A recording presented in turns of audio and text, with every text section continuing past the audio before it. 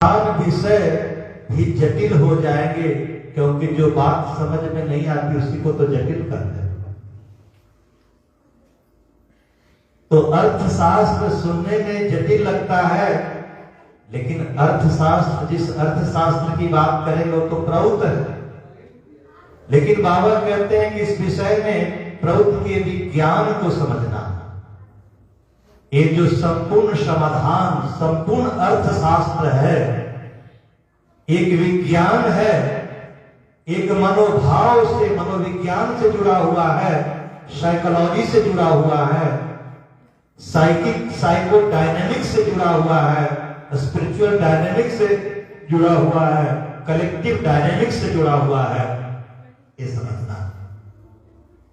तो economic dynamics हमारा heading है, टॉपिक है, जिसका सरल अर्थ होता है आर्थिक गतिशीलता। इसका अर्थ हुआ कि आर्थिक स्थिरता भी रही, स्थिरता भी नाम की कोई चीज होगी।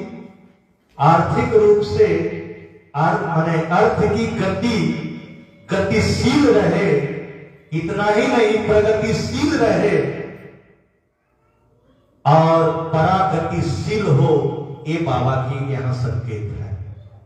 अर्थ सिर्फ गतिशील ही ना हो, अर्थ सिर्फ स्थिर ही ना हो, बल्कि गति प्रगतिशील हो, परागतिशील हो, इतना तक ही नहीं परम गतिशील हो। यही संकेत बाबा का। गतिशील का मतलब क्या हुआ? डायनेमिक्स का मतलब हुआ कि आगे चल, तो सब इस संसार में, इस ब्रह्मांड में सब कुछ चल ही तो रहा, कुछ भी स्थिर नहीं है, सब कुछ गतिशील है। थोड़ी देर के लिए स्थिरता आती है, फिर गतिशीलता, स्थिर गतिशीलता, pause speed, pause speed, pause speed, चल रहा है रुक रहा है, चल रहा है रुक रहा है, चल रहा है रुक रहा है। ये संसार का स्वभाव है, सृष्टि का नियम है, परिवर्तन, चलना, गतिशील। तो बाबा कहते हैं कि अर्थ भी तो गतिशील होना चाहिए, लेकिन कैसा गतिशील होना चाहिए? जो वर्तमान व्यवस्था है, पूंजीवादी व्यवस्था, वैसा गतिशील होना चाहिए कि इससे अलग हट करके गतिशील होना चाहिए। तो बाबा कहते हैं कि वर्तमान जो व्यवस्था है ये तो दुर्व्यवस्था है, कुव्यवस्था है, अव्यवस्था है, और कह सकते हैं समझने के लिए कि जो वर्तमान व्यवस्था है दुर्जनों की व्यवस्था है, दुर्व्यवस्था है, कुव्यवस्था है। अर्थ का अनर्थ हो रहा है। अर्थ कैसा? बाबा कहते हैं अर्थ परमार्थ के लिए होना चाहिए, लेकिन अर्थ अनर्थ के लिए हो रहा है। ये ऐसा अनर्थ है जहां आतंकवाद का, भ्रष्टाचार का, पापाचार का, गलत नकारात्मक शक्तियों का सामाजिक रंग हो रहा है। भ्रष्टाचार का प्रजातंत्र है, पाप का प्रजातंत्र है, आतंकवाद का प्रजातंत्र है। यही है वर्तमान व्यवस्था, अर्थव्यवस्था।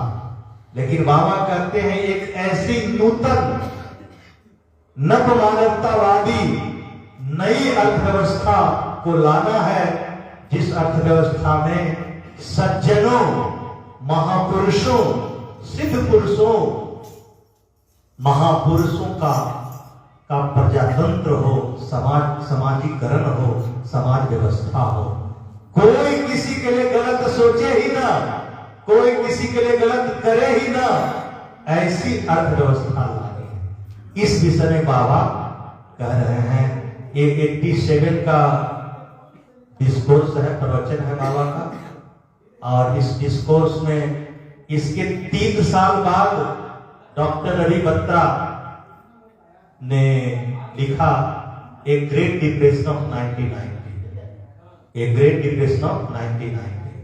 1990 में महामंदी होगी इस पृथ्वी ग्रह पर, और महामंदी तो that was in the best seven. उनका जो एक पुस्तक था वो बेस्ट सेलिंग में था। तो उससे 3 साल पहले बाबा इस टॉपिक को दिए, इकोनॉमिक डायनेमिक्स, कि अगर अर्थव्यवस्था गतिशील नहीं होगा, गतिशील का मतलब है कि बस एक रफ्तार से चल रहे हैं, आगे चल रहे हैं, ये तो गतिशील हो गए। लेकिन जिस गति में त्वरण हो, एक्सीलरेशन हो, 5 किलोमीटर के स्पीड से चल रहा है, लेकिन दूसरी जो आगे 5 किलोमीटर के बाद जो गति हो 15 किलोमीटर के स्पीड से हो, 50 किलोमीटर के स्पीड से हो, 100 किलोमीटर के स्पीड से हो, 1000 किलोमीटर के स्पीड से हो, इस तरह से इसको बोलते हैं, इस गतिशीलता को एक्सीलरेशन कहते हैं। तो एक्सीलरेटेड मोमेंटम बाबा चाहते हैं कि मल्टीप्लाइड वे में जो है हमेशा एक सम गति नहीं हो, एक जैसा गति नहीं हो, एक्सीलरेटेड हो, त्वरित गति हो, बढ़ते हुए गति में हो। उसी गति, एक सामान्य गति है तो उसको अग्रगति कहते हैं। एक जैसे अमीबा से बंदर तक जितना भी जीवन है एक सामान्य गति में अग्रगति को चलता है। लेकिन प्रगति कहां से होती? वही बंदर जाति से मनुष्य जाति और मनुष्य जाति से साधक की जाति, यहां प्रगतिशील हो गया। बंदर से मनुष्य बना और मनुष्य से फिर वो योगी बन गया, साधक बन गया, मार्गी बन गया, इसको प्रगतिशील कहते हैं। लेकिन बंदर से मनुष्य तक बना या अमीबा से जो एक कोशिकीय जीव है वो बहुकोशिकीय जीव बना, तो ये अग्रगति है। लेकिन बंदर से मनुष्य और मनुष्य से योगी और योगी से परमात्मा में मिलकर एक हो गया, इसको प्रगति कहते हैं। तो साधक जब हम बन गए तो प्रगति है, साधना कर रहे हैं, लेकिन साधना करते करते परम पुरुष में बार बार मिल रहे हैं, इसको परागति कहते हैं। और अस्थायी रूप से मिल गए, इसी को परम गति कहते हैं। समझ गए?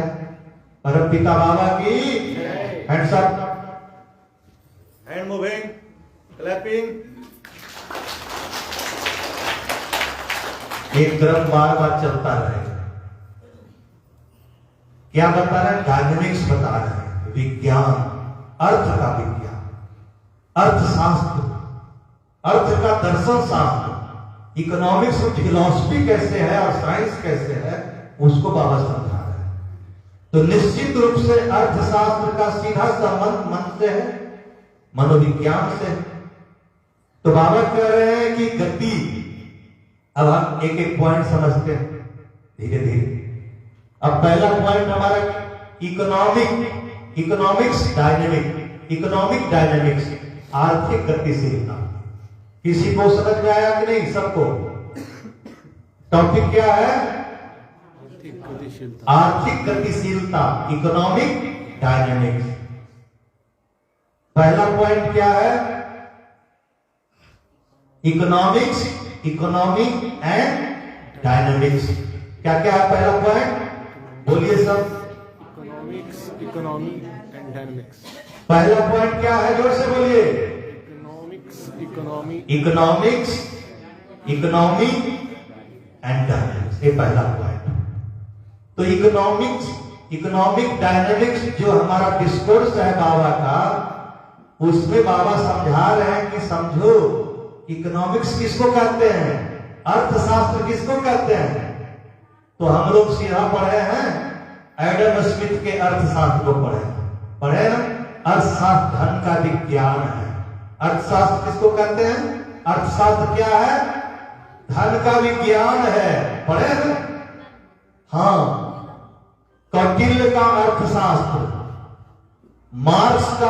कार्ल मार्क्स का अर्थशास्त्र, एडम स्मिथ का अर्थशास्त्र और श्री प्रभात रंजन सरकार जी का अर्थशास्त्र। इतने सारे अर्थशास्त्र हैं और भी अर्थशास्त्र है। तो बाबा कहते हैं कि सभी अर्थशास्त्रियों ने बताया, क्या बताया? कि मनुष्य जो है एक आर्थिक बींग है। मनुष्य क्या है? एक आर्थिक प्राणी, अर्थ प्रधान प्राणी। बाबा कहते हैं मनुष्य एक आदर्शवान प्राणी है। मनुष्य क्या है? Man is an ideological flow. सभी ने कहा, अर्थशास्त्रियों ने कहा, मनुष्य एक आर्थिक प्राणी है, आर्थिक जीव है। लेकिन बाबा कहते हैं मनुष्य एक क्या है? आदर्श की प्रवाह है, आत्मा प्रधान प्राणी है। मनुष्य परमात्मा स्वयं है। मनुष्य परमात्मा की संभावना उसके भीतर मौजूद है। इसलिए मनुष्य क्या है? एक आदर्श है, मुखी धारा है, एक आत्मा प्रधान व्यक्तित्व है। सिर्फ आर्थिक बींग ही नहीं है, इकोनॉमिक बींग ही नहीं है। परम पिता बाबा की। बलराम भक्ति प्रधान जी आगे आइए।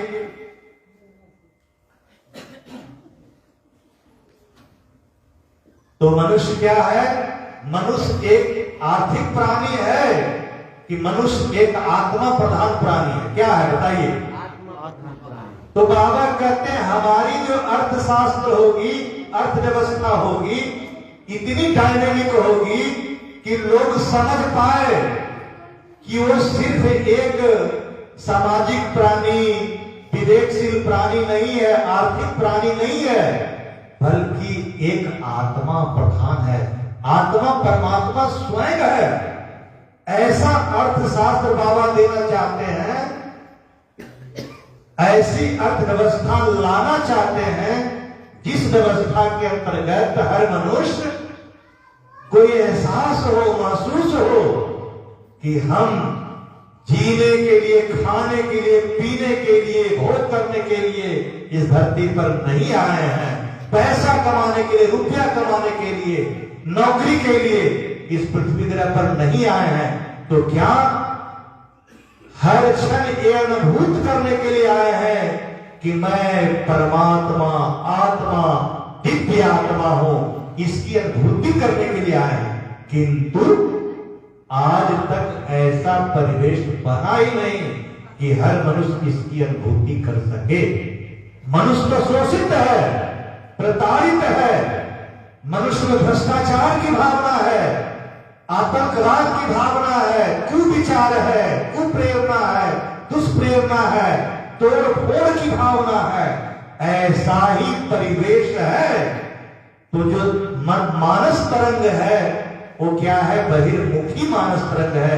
बाबा कहते हैं मैं ऐसी इकोनॉमिक डायनेमिक्स लाना चाहता हूं, एक ऐसी अर्थव्यवस्था की स्थापना करना चाहता हूं कि सब सोचे मैं आत्मा हूं, परमात्मा हूं। मेरा आना सभी आत्माओं के कल्याण के लिए हुआ है। ऐसी हर पल, हर समय, हर क्षण, हर जगह यही सोच आपके भीतर रहे। ऐसी अर्थव्यवस्था, ऐसी डायनेमिक इकोनॉमिक्स का सोशलाइजेशन, समाजीकरण चाहता हूं। यही टॉपिक है परमपिता बाबा की। बाबा नाम के बलम, बाबा नाम के बला। हल्का सा सब जोर से गाइए। बाबा नाम के बलम, बाबा नाम के बला।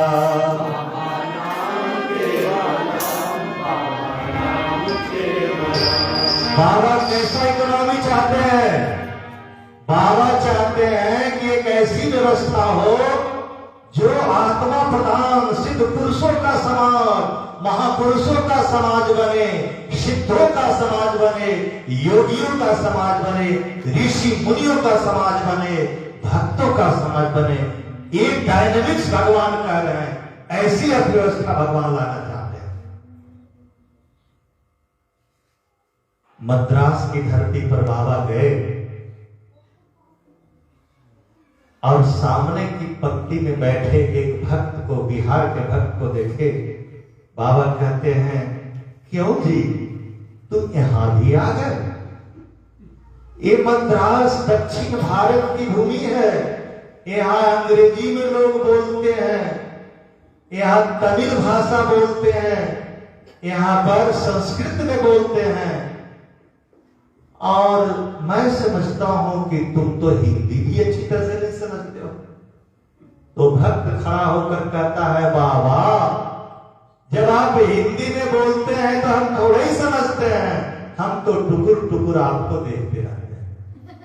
परमपिता बाबा की ये जो टॉपिक है, the discourse which my lord has delivered as an economic dynamics, it is to socialise spirituality.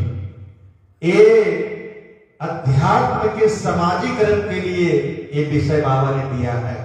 बाबा ने कहा अब तक दर्शन के जगत में, शास्त्र के जगत में, विज्ञान के जगत में किसी ने इस विज्ञान को नहीं दिया जिसको मैंने दिया। अर्थात सरल भाषा में प्रौद्ध को किसी ने नहीं दिया, शिव ने भी नहीं दिया, कृष्ण ने भी नहीं दिया, ब्रह्म कोटि के, ईश्वर कोटि के किसी महापुरुष ने नहीं दिया, बाबा ने दिया है। और बाबा ने कहा खड़ दर्शन, खड़ दर्शन, आध्यात्मिक दर्शन, सामाजिक दर्शन, सामाजिक दृष्टिकोण, शास्त्र, त्रिशास्त्र, सदगुरु, ये जो खड़ दर्शन है, उस खड़ दर्शन में जो सोशियो इकोनॉमिक थ्योरी है, ये पहली बार बाबा ने दिया है और उसी की डायनेमिक्स बता रहे हैं, उसी की प्रगतिशील मनोभाव बता रहे हैं।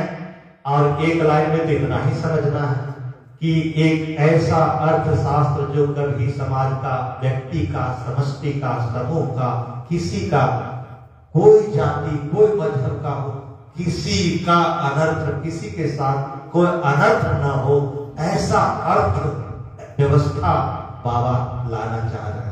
तो पहला पॉइंट है इकोनॉमिक्स, मतलब अर्थशास्त्र।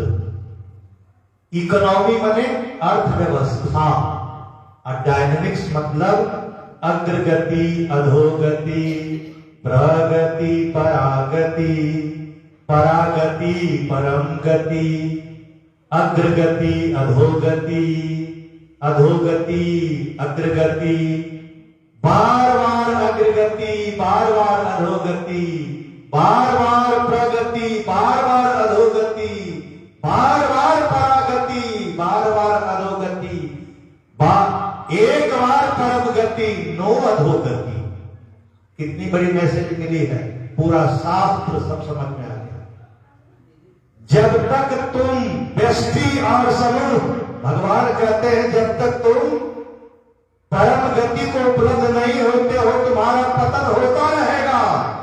तुम परम पुरुष को पालोगे, तुम समाधि पालोगे, तुम्हें अनेक आध्यात्मिक अनुभूतियां हो जाएगी, भगवान बार बार दिखते रहेंगे, फिर भी तुम्हारी प्रगति, अधोगति होती रहेगी, क्योंकि वैसा परिवेश बना ही नहीं है, ऐसा समाज बना ही नहीं है। बाबा कहते हैं economic dynamics must B for social dynamics. Economic dynamics, ध्यान से, economic dynamics must be in proportion of social dynamics.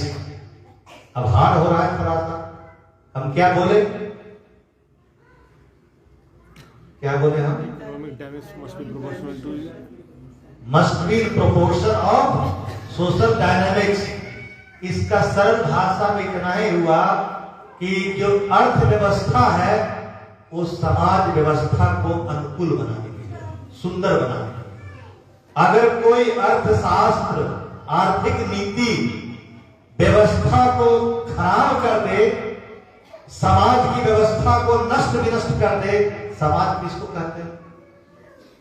समाज किसको कहते हैं? व्यक्ति के समूह को समाज कहते हैं, व्यक्ति के समूह को समाज कहते हैं। ये जो इतना बड़ा है, इस हॉल में एक व्यक्ति रहेगा तो उसको समाज कहेंगे? नहीं कहेंगे। और जब सारे इकट्ठे हो जाएंगे तो इसको कहेंगे मनुष्य का समाज है।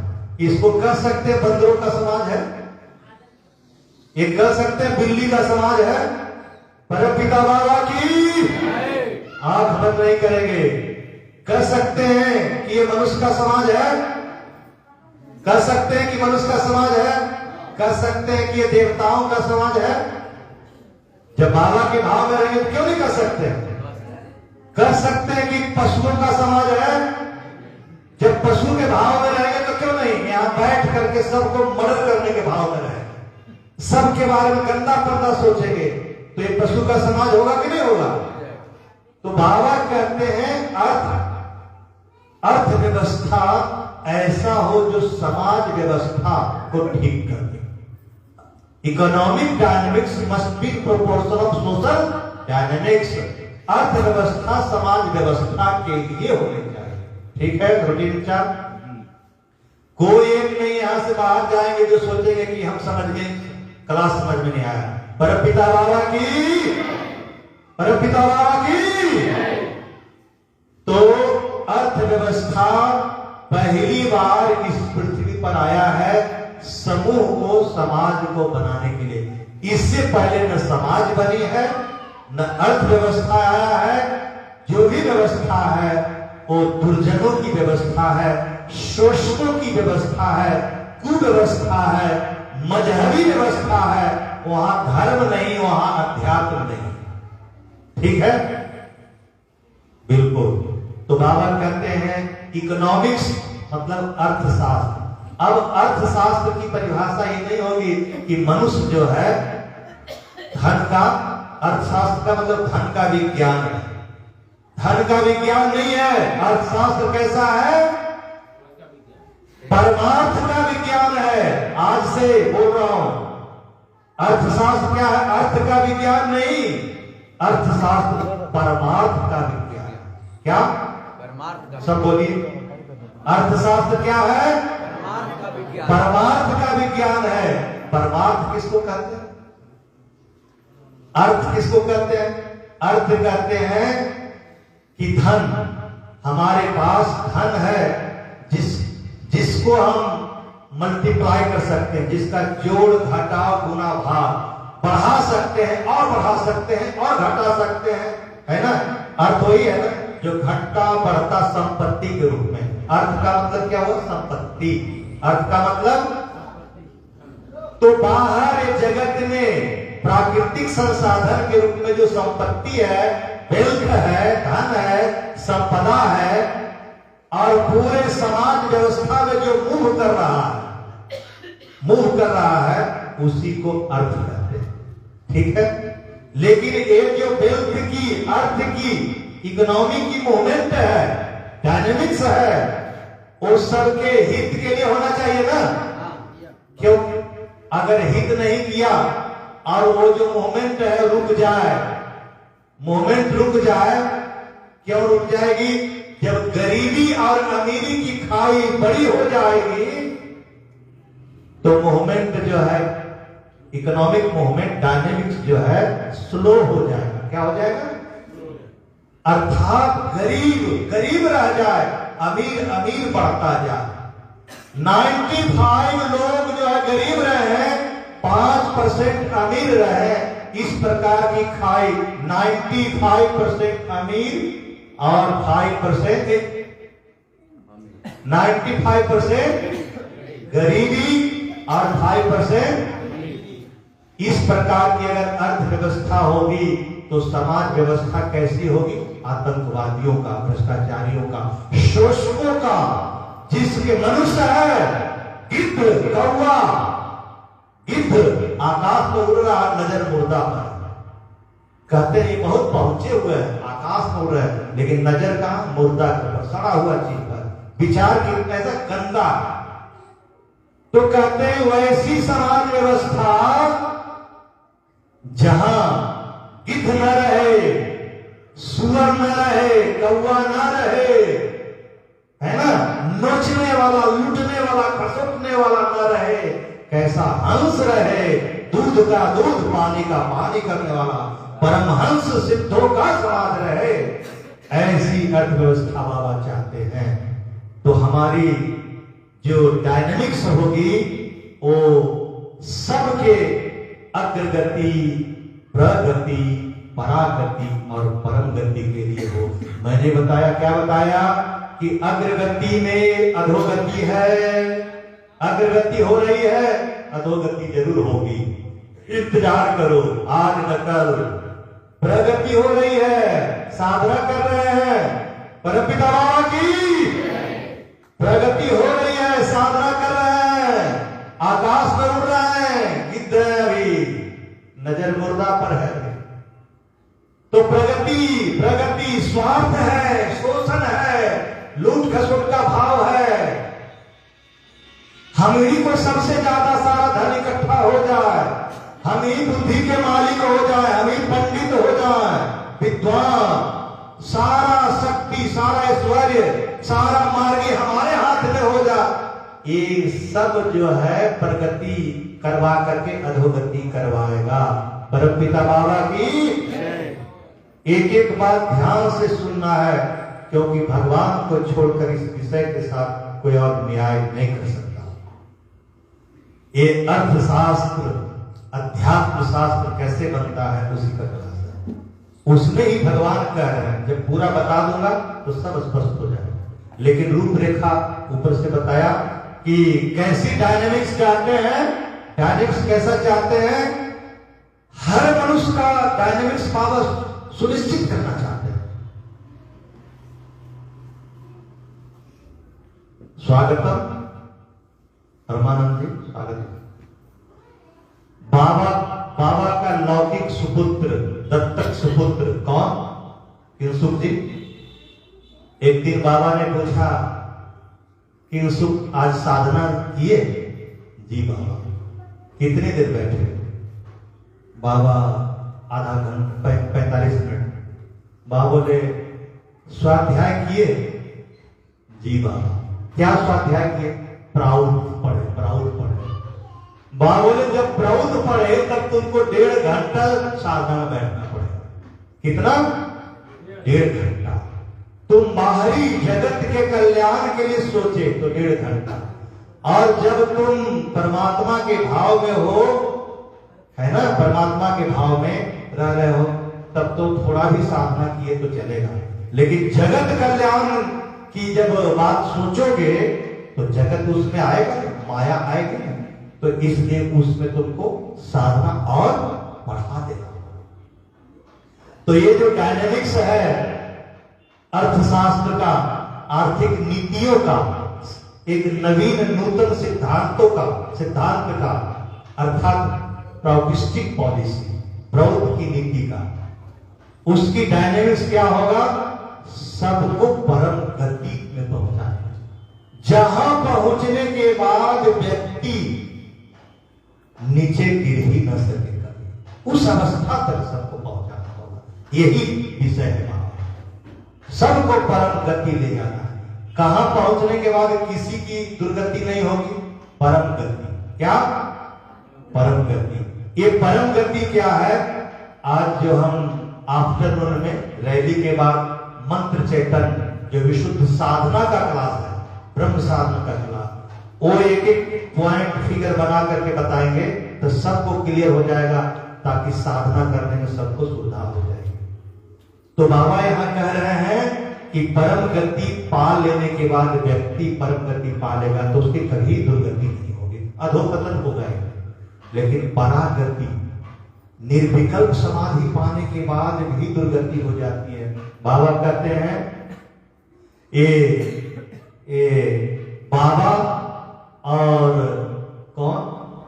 बाबा की धर्म पत्नी कौन थी? हाँ, दशरथ दादा और बाबा फील्ड वॉक कर रहे हैं। अब फील्ड वॉक करते करते अचानक बाबा की नजर दशरथ दादा के ऊपर पड़ी। तो बाबा कहते, दशरथ तुम कैसे हो? ठीक हूं बाबा।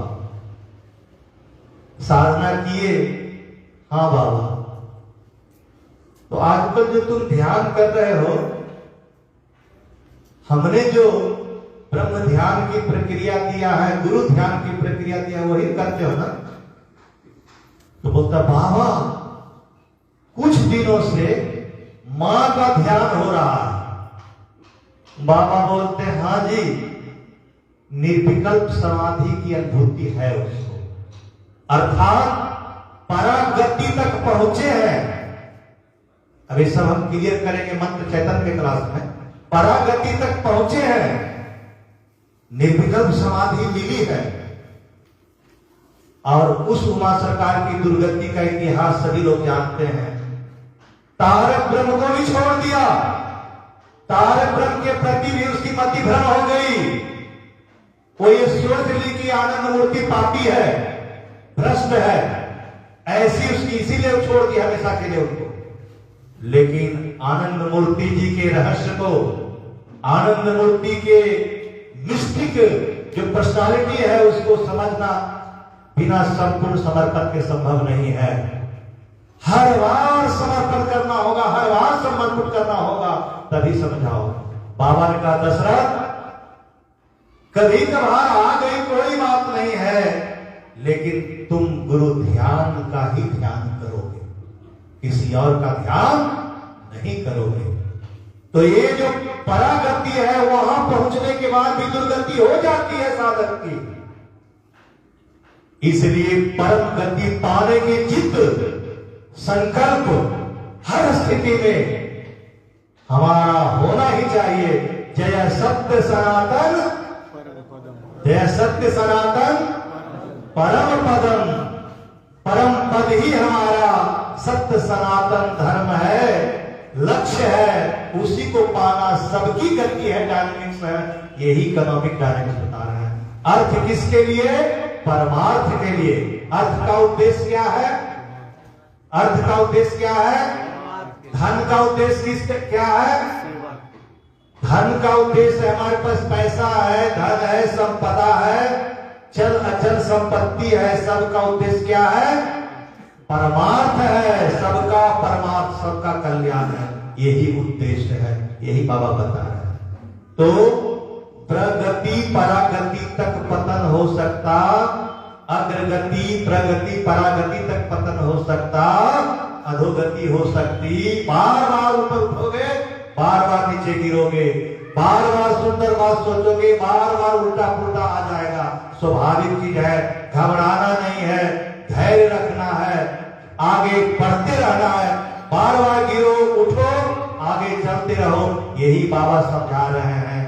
व्यवस्था में भी ऐसा चलता रहेगा, समूह में भी ऐसा चलता रहेगा, समाज में भी ऐसा चलता रहेगा, क्योंकि पूंजीवादी व्यवस्था है। कौन सी व्यवस्था है? आगे आइए। Type of economy, type of अर्थव्यवस्था के कितने प्रकार हैं? 4 प्रकार। कौन कौन? विवेक जी, अर्थव्यवस्था के कितने प्रकार हैं? 4 प्रकार।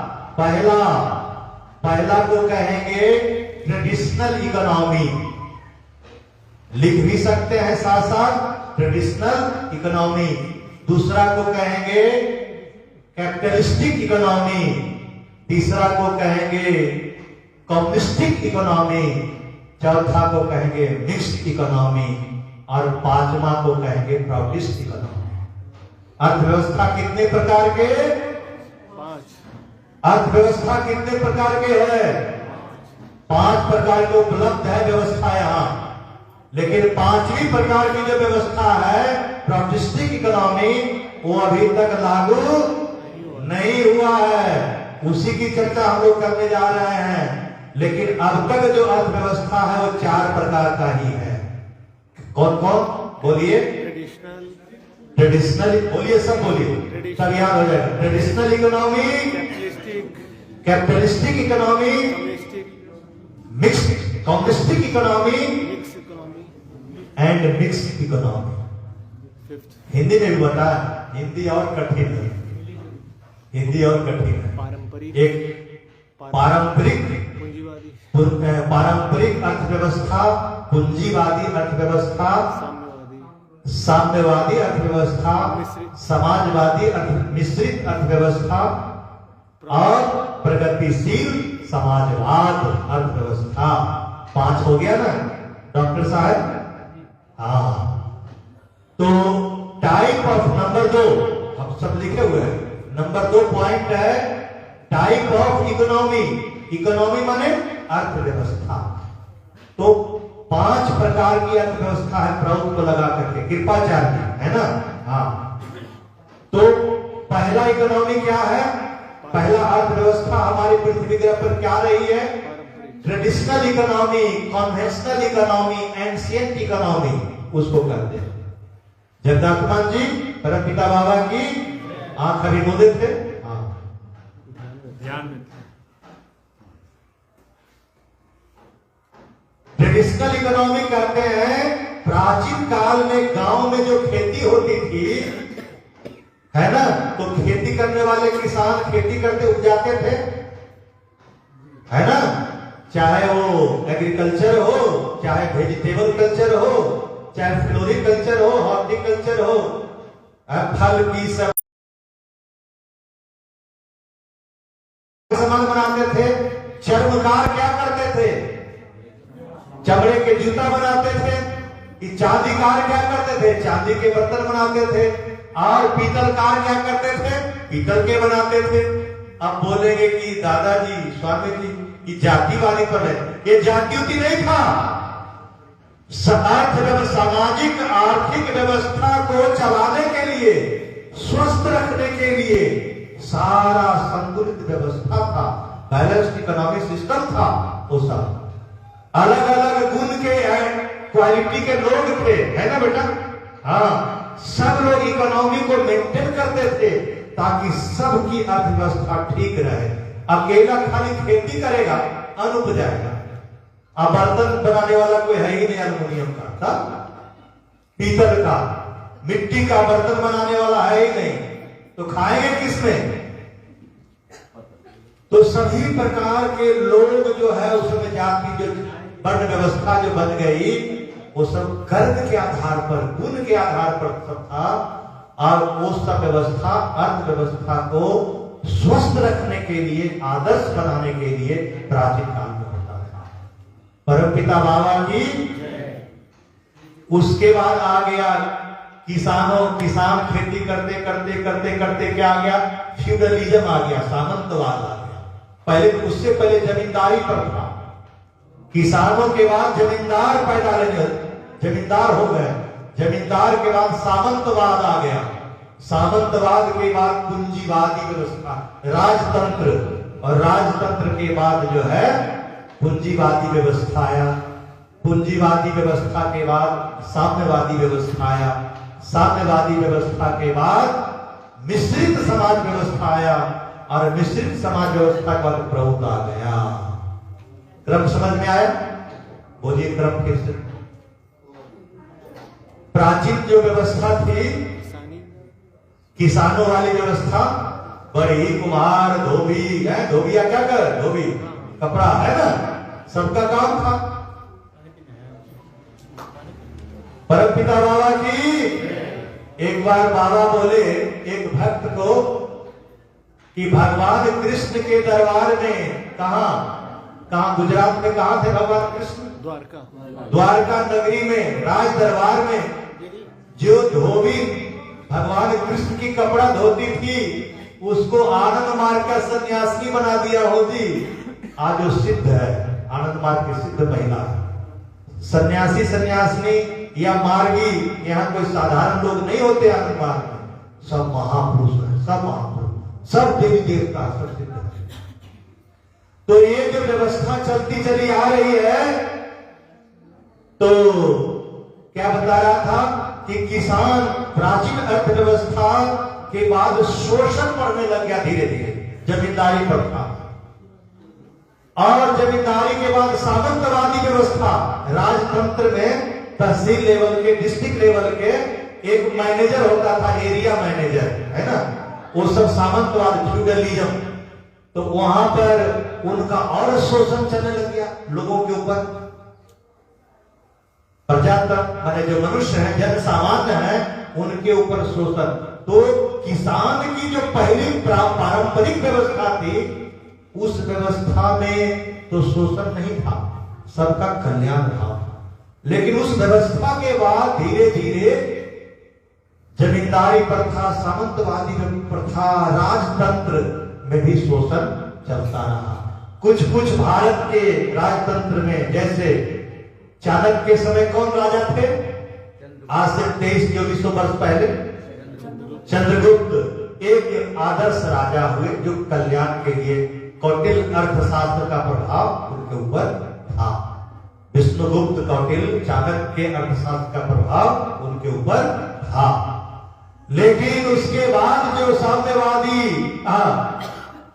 उसके बाद जैसे अशोक राजा हुए, कलिंग युद्ध किए। अशोक भी बौद्ध धर्म चूंकि उनके पृष्ठभूमि में धर्म था, वो भी एक आदर्श राजा कुछ समय के लिए हुए। उसके बाद विक्रमादित्य उज्जैन की नगरी में, जिनके भाई बड़े भाई का नाम क्या था? विक्रमादित्य के बड़े भाई का नाम भर्तृहरि। भर्तृहरि ने चार्ज विक्रमादित्य को दिया। विक्रमादित्य का शासनकाल रसिया तक था, रूस तक था, और बाकी चाणक्य चंद्रगुप्त का शासनकाल अफगानिस्तान, इराक ये सब पार करके था। उसके बाद हर्षवर्धन के समय में, विक्रमादित्य द्वितीय के शासनकाल में, गुप्त काल के समय भी अर्थव्यवस्था अच्छी थी, इसलिए स्वर्ण युग कहा जाता था। इसलिए राजतंत्र में बहुत सारे राजा ऐसे हुए जिनके समय में शासन व्यवस्था, अर्थव्यवस्था अच्छी रही, सुधरी हुई। लेकिन जैसे ही राजतंत्र के बाद पूंजीवाद आया, पूरा धन इकट्ठा कुछ लोगों के हाथ में हो गया। पूंजीवाद, बाबा कहते हैं पूंजीवाद व्यवस्था ऐसी रही कि जहां जब औद्योगिक क्रांति यूरोप में पहली बार हुई, वही पूंजीवादी व्यवस्था। बाबा कहते हैं कि ईसाई धर्म मजहब के प्रतिक्रिया में पूंजीवाद आया है, मजहबी शोषण के प्रतिक्रिया में पूंजीवाद आया। परमपिता बाबा की इतना शोषण था उद्योगों में, इंडस्ट्री में, कि सामान्य लोग काम करने जाते थे 22 घंटा, 21 घंटा, 20 घंटा, 18 घंटा, 19 घंटा, 23 घंटा काम करते, अपने बच्चों को के साथ समय बिताने के लिए, केयर लेने के लिए माता पिता को समय नहीं होता था।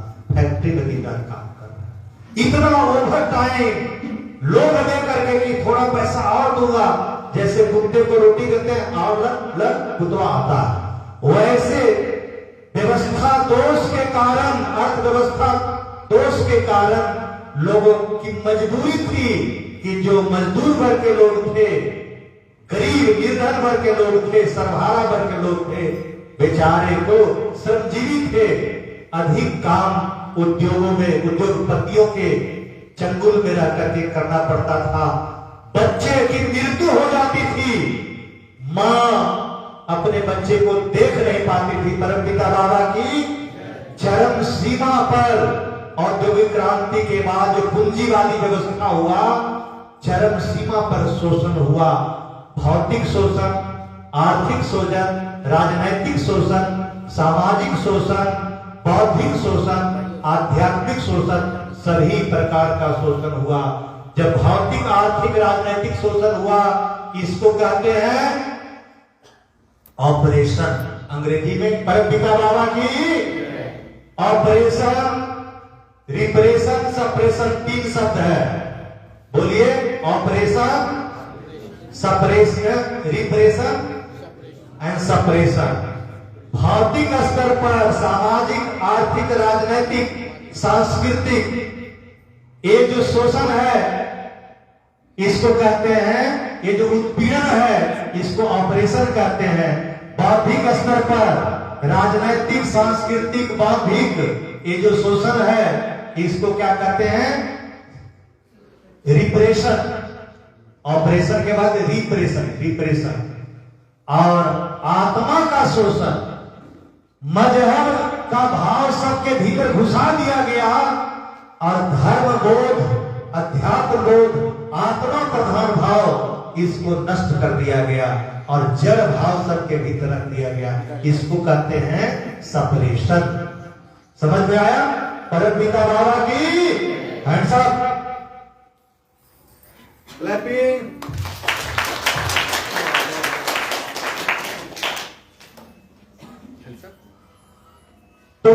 पूंजीवादी व्यवस्था में शोषण, इतना अधिक शोषण हुआ, इतना अधिक शोषण हुआ, इतना अधिक शोषण हुआ कि लोग शोषण चरम सीमा पर, सर्वात्मक क्षेत्रों में शोषण, उसी का भोग आज भोग रहे हैं। ये शोषण कैसा है? तो भगवान कहते हैं कि पूंजीवादी व्यवस्था में, अच्छा पूंजीवादी व्यवस्था के शोषण, प्रचंड शोषण के कारण साम्यवादी व्यवस्था है। बाबा कहते हैं महात्मा कार्ल मार्क्स को अस्तित्व में आना पड़ा। महात्मा बाबा ने कहा, देखा, कार्ल मार्क्स ने देखा कि 22 घंटा 23 घंटा फैक्ट्री में काम कर रहा आदमी, बच्चे यही मृत्यु को वर्ण कर रहे हैं। तो बाप उन्होंने देखा कि जो प्रोड्यूसर कौन है, जो प्रोड्यूस कर रहा है, श्रम सर्वहारा, श्रमजीवी, मजदूर वर्ग, वही, उसी के बच्चे की मृत्यु हो रही है, उसी को पैसा कम मिल रहा है, बताओ। और जो कुछ काम नहीं कर रहा, मालिक सारा प्रॉफिट वो ले जा रहा है। तो पूंजीवाद इज फॉर प्रॉफिट, पूंजीवाद फॉर प्रॉफिट। पूंजीवाद क्या है? धन, मुनाफा कमाने के लिए है। काम करूं, हम लोग काम करें, जनरल लोग, श्रमजीवी लोग, और सारा धन इकट्ठा, प्रॉफिट सबका, प्रोडक्शन का जो प्रॉफिट है ना, किसके पास चला जाए? पूंजीपतियों के पास चला जाए। तो इस दुर्व्यवस्था को देख करके कार्ल मार्क्स ने कहा कि नहीं, मजदूर सब यही मालिक रहेगा, यही पैदा करेगा, और इन्हीं लोग के बीच में आपस में बराबर बराबर बांट देंगे। मालिक सोच कितनी अच्छी है कि जो प्रोड्यूसर है वो व्यक्ति नहीं, श्रमजीवी होगा, बुर्जुआ क्लास नहीं। जो प्रोड्यूसर है, पूंजीपति वो नहीं, जो कमा रहा है, जो मेहनत कर रहा है, यही मालिक होगा। इन्हीं के बीच में आपस में बांट देंगे। इसी को साम्यवाद कहते हैं, कॉम्युनिज्म कहते हैं। लेकिन हो गया उल्टा। कार्ल मार्क्स तक तो ठीक था, उसके बाद उनके जितने भी लोग आए, अब उस व्यवस्था में क्या है, दोष हो गया। बाबा कहते दोष क्या था कि जो काम करने वाले हैं, प्रोडक्शन तो हो रहा है थोड़ा, लेकिन धन जो वितरण हो रहा है, डिस्ट्रीब्यूशन, वो सबको बराबर बराबर बांट दे रहे हैं। तो जो अधिक काम करने वाला विद्वान लोग है, टेक्नोलॉजिस्ट है, साइंटिस्ट है, और बहुत ज्यादा जिसका कंट्रीब्यूशन प्रोडक्शन में सबसे ज्यादा है, उसको भी 10 रुपया, मजदूर को भी 10 रुपया, सबको बराबर। तो काम कर, जो टैलेंटेड लोग हैं, स्किल्ड लोग हैं, है ना, स्किल्ड लोग, टैलेंटेड लोग, जीनियस लोग, उनको काम करने की इंस्पिरेशन ही नहीं मिलता। क्यों मैं ज्यादा काम करूं, जब एक चपरासी को भी उतना ही, साइंटिस्ट को भी, चपरासी को भी 10 रुपया, साइंटिस्ट को भी 10 रुपया, टेक्नोलॉजिस्ट को भी उतना ही, डॉक्टर को भी उतना ही, इंजीनियर को भी उतना ही, प्रोफेसर को भी उतना ही जितना कि टीचरवा को मिलता। परमपिता बाबा की जय। तो ये फेल कर गया, ये फेल कर गया। तो बाबा कहते हैं कम्युनिज्म फेल कर गया, क्योंकि प्रोडक्शन, कोई काम ही नहीं करना चाहता। अब काम नहीं करना चाहता तो प्रोडक्शन कम गया, प्रोडक्शन कम गया तो आदमी में खाने के लिए कुछ नहीं है, डिस्ट्रीब्यूशन ही नहीं हो रहा, सप्लाई ही नहीं हो रहा, डिमांड बहुत है, सप्लाई ही नहीं, प्रोड्यूस है ना। अब काम करने वाला नहीं तो असली प्रोड्यूसर कौन है? मजदूर।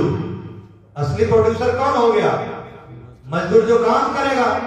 सरकार है, स्टेट पार्टी, कम्युनिस्ट पार्टी, वो प्रोड्यूसर है, नाम उसका हो रहा है, लेकिन असली प्रोड्यूसर तो मजदूर है ना, वही ना काम करता है। अब उसको काम करने की, प्रोड्यूस करने की प्रेरणा ही नहीं मिल रही है। क्यों प्रेरणा नहीं मिल रही है भाई?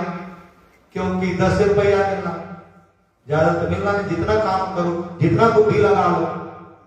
तो कम्युनिज्म बाबा कहते हैं पूंजीवाद से पहले मर गया, उसकी ब्लैक डेथ हो गई, नेचुरल डेथ हो गई, साइकोलॉजिकल डेथ हो गई, प्रीमेच्योर डेथ हो गई, क्योंकि आइडियोलॉजी इरेशनल था, अनसाइकोलॉजिकल था, अननेचुरल था।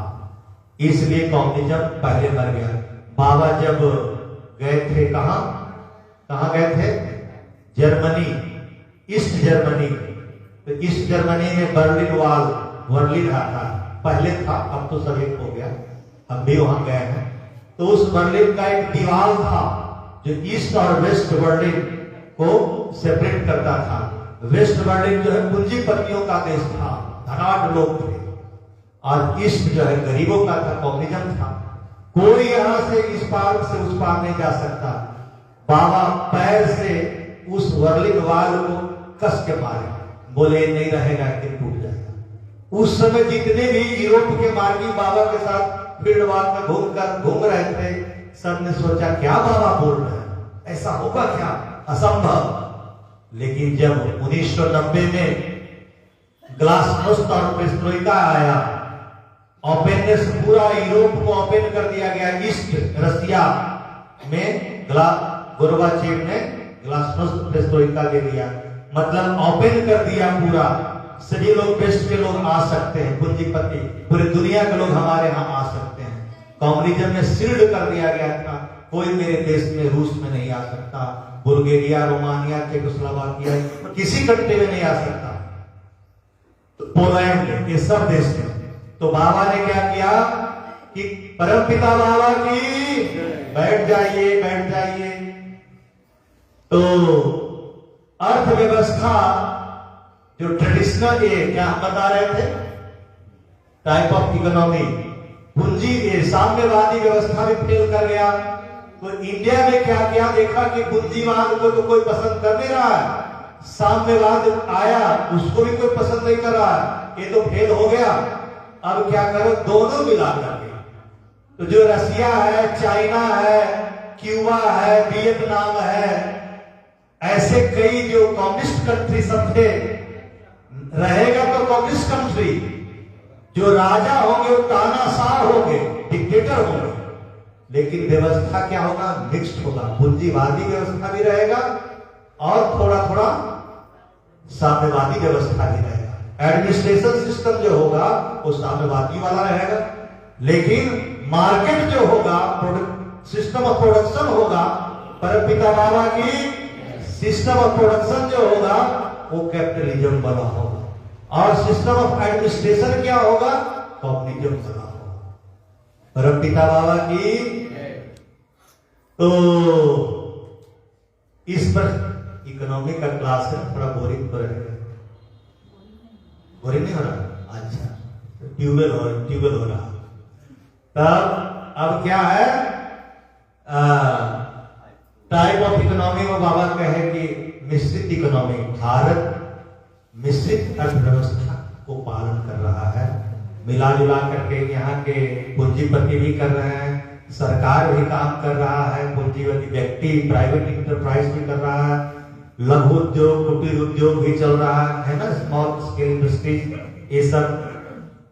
लेकिन सब मिला जुला करके जो होना चाहिए अर्थव्यवस्था, चाहे फैमिली हो, फर्म हो या इंडस्ट्री हो, फर्म माने कंपनी, फैमिली माने परिवार, व्यक्ति और समूह, छोटा छोटा लघु उद्योग, कुटीर उद्योग, ये सब व्यवस्था घर में है ना।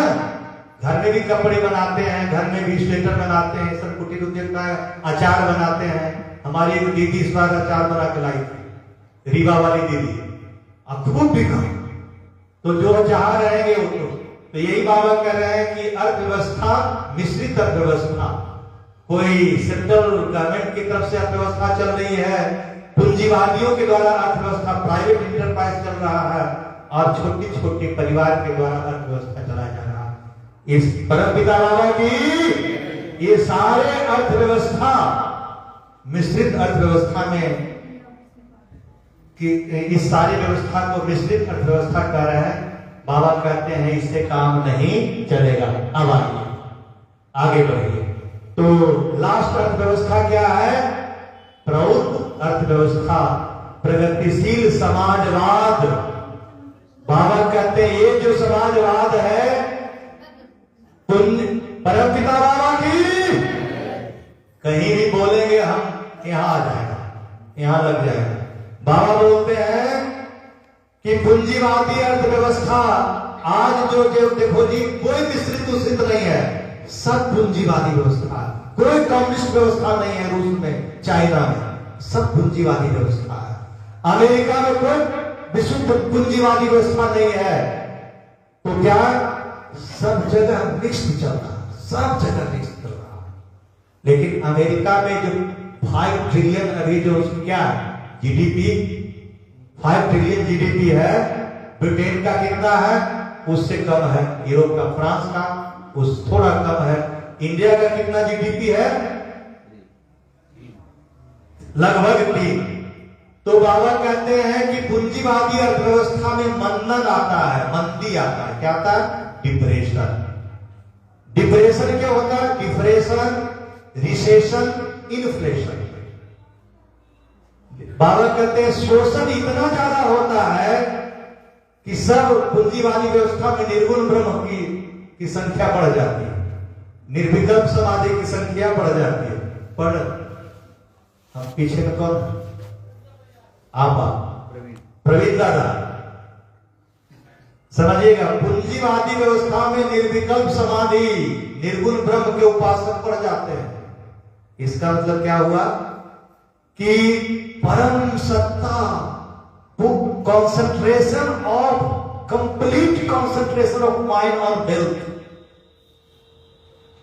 निर्विकल्प समाधि में क्या होता है? Complete absorption, concentration on supreme health, परमार्थ, परम पुरुष के ऊपर एकाग्रता। लेकिन पूंजीवादी व्यवस्था में क्या है? Complete concentration on physical wealth, material wealth. इसी को पूंजीवाद कहते हैं। तो यहां क्या होता है कि सर्कुलेशन नहीं होती है, सर्कुलेशन मिनिमम है, और मैक्सिमम क्या है? कंसंट्रेशन ऑफ वेल्थ है। धन इकट्ठा हो गया है, सर्कुलेशन नहीं है, ब्लॉकेज ज्यादा है, इसीलिए डिप्रेशन है। प्रोडक्शन मॉल में भरा हुआ, मॉल में सारा प्रोडक्शन है, एक से बढ़ करके विलासता का सामान है, आराम का सामान है, मिनिमम रिक्वायरमेंट जो चाहिए वो सब कुछ है। लेकिन लोगों के पास परचेजिंग कैपेसिटी नहीं है, पैसा नहीं है लोगों के पास खरीदने के लिए। क्या अभी मर्सिडीज खरीदना है इस पूरे इस समाज को, तो हर व्यक्ति खरीद सकते हैं? नहीं ना। लेकिन जो टाटा बिरला डालमिया के लिए मर्सिडीज, कितना मर्सिडीज चाहिए, कितना चार्टर्ड प्लेन चाहिए है? वो हजारों लाखों करोड़ों चार्टर्ड प्लेन खरीद सकते हैं, इतनी पैसा इकट्ठा। लेकिन हम सब खरीद सकते हैं? सब लोग एक मर्सिडीज भी, सबके पास मर्सिडीज हो क्षमता है, परचेजिंग कैपेसिटी आपके पास नहीं है। क्यों? उनके पास सैकड़ों हजारों चार्टर्ड प्लेन, परमपिता बाबा की, उनके पास हजारों चार्टर्ड प्लेन खरीदने की क्षमता है। आपके पास, सबके पास 95% आदमी के पास मर्सिडीज खरीदने की क्षमता है। इतना बड़ा क्यों? There is no purchasing capacity, पैसा ही नहीं आपके पास है, सारा पैसा पूंजीपतियों के पास है, 5% के पास है, 10% लोगों के पास है।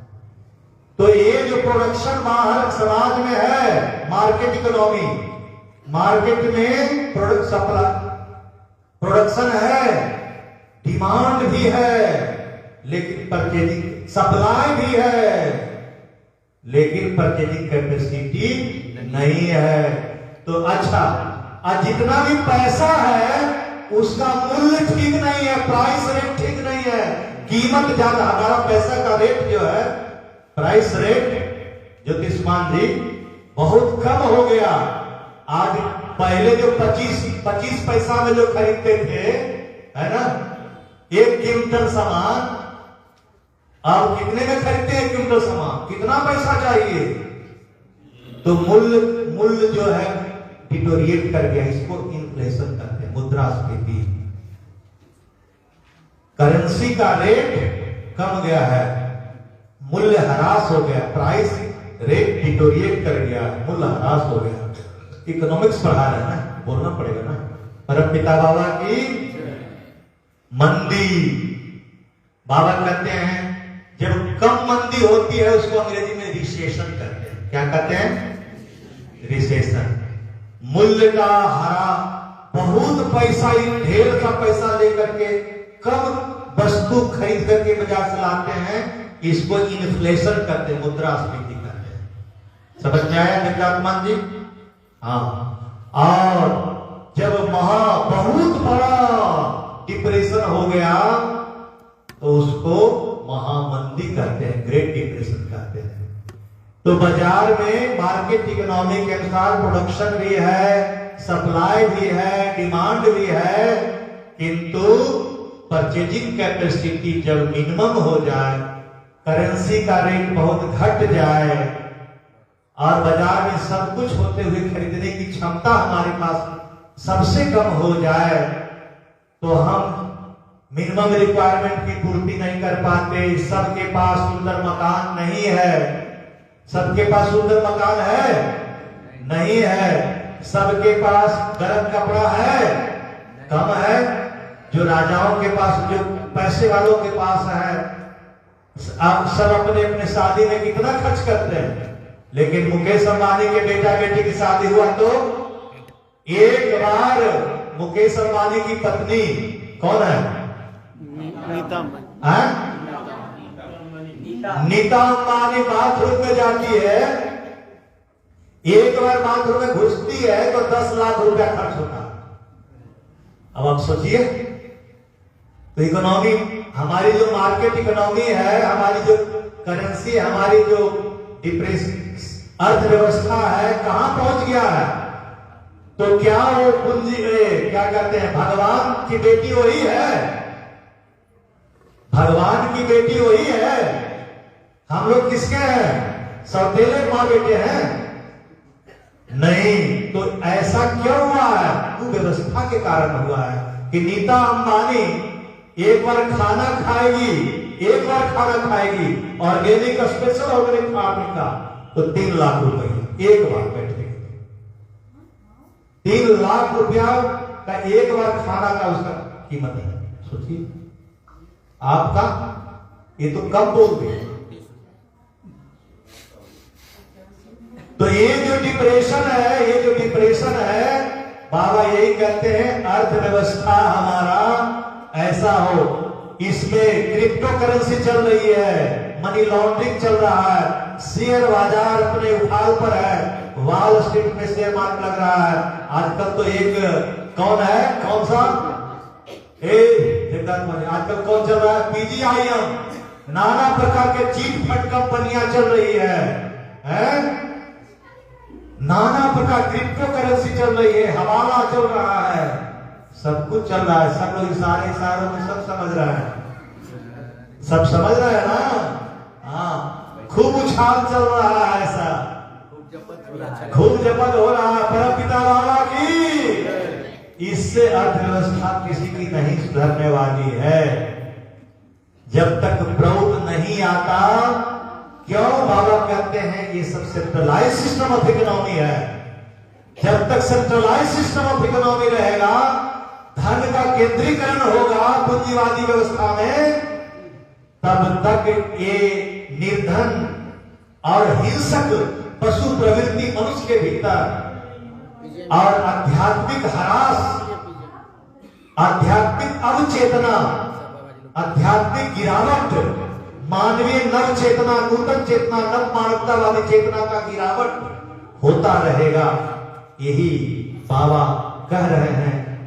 आपके डायनेमिक्स में, इकोनॉमिक डायनेमिक्स में नूतन नव मानवतावादी चेतना का गिरावट, ह्रास हो रहा है। और बाबा चाहते हैं कि क्या करना होगा? प्रौढ़ अर्थव्यवस्था को लागू करना होगा। अब तीसरा पॉइंट क्या है? Hyperbolic, parabolic and linear motion. ये क्या है? परमपिता बाबा की, बाबा नाम केवलम, बाबा नाम केवलम, बाबा नाम केवलम, बाबा नाम केवलम, बाबा नाम केवलम, बाबा नाम केवलम, बाबा नाम केवलम, बाबा नाम केवलम।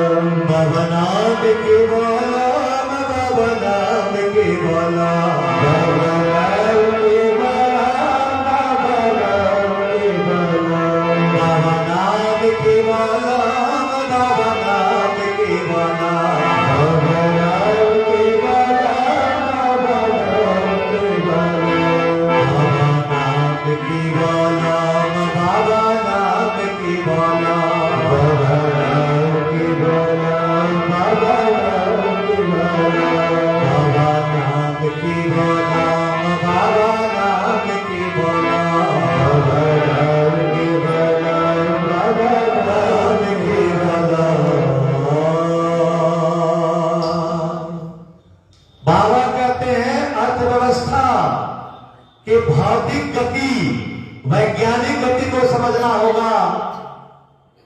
संपूर्ण जगत की जो गति है वो स्पंदनात्मक है, तरंगात्मक है, छंदात्मक है, पल्सेटिव है, सिस्टाल्टिक है, पाराबॉलिक है।